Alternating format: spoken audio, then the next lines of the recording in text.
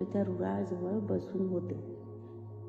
पण अचानक एक म्हातारी आली आणि म्हणाली, तू असा मरणार नाहीस.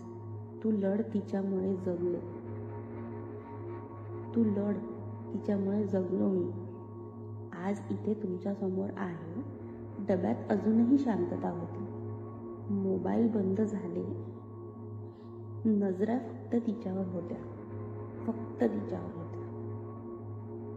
माधुरी थोडं हसली, पण ते हसूही काळजावर जखम ठेवून गेलं.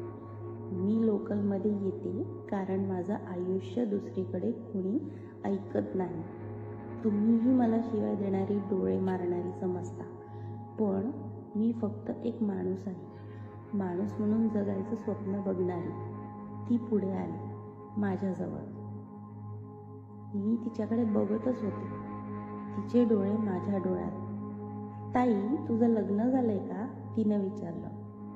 हो, मी उत्तर दिलं, थोडं ओशाळलेपणानं.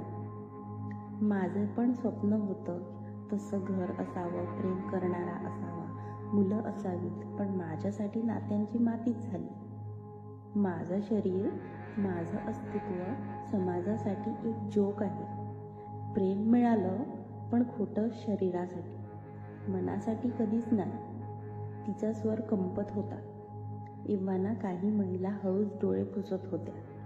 माझ्या शेजारी बसलेली एक म्हातारी बाई तिला म्हणाली, बाळा बस इकडे, थोडा दम घे. माधुरी अवाक झाली. डब्यातल्या कुणी तिला बाळा म्हटलं होतं. तिच्या डोळ्यातलं पाणी आलं होतं, पण थांबू शकत नव्हतं. ती त्या आजी शेजारी बसली.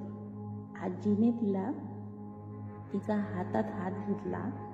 मी विचारलं, माधुरी, तू काही काम का करत नाहीस ग? करायचं होतं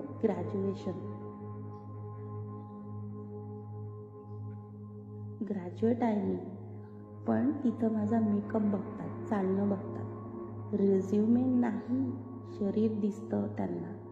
आणि मग हसतात नोकरी नाही मिळाली. म्हणून भीक मागणं पत्करलं, पण आत्मसन्मान नाही गमावला. एवढ्यात डब्यात एक 12-13 वर्षांची मुलगी आईजवळ खुटखुटली आणि आईला म्हणाली, आई, ही मावशी खरंच खूप छान बोलते. ते ऐकून माधुरीचं मन विरघळलं. धन्यवाद बाळा, हेच माझं काम आहे, लोकांच्या मनात थोडं माणूसपण जागवणं. लोकल दादरला आली. ती उठली. तिच्या डोळ्यात एक आशा होती की आजच्या डब्यात तिला माणूस म्हणून ओळख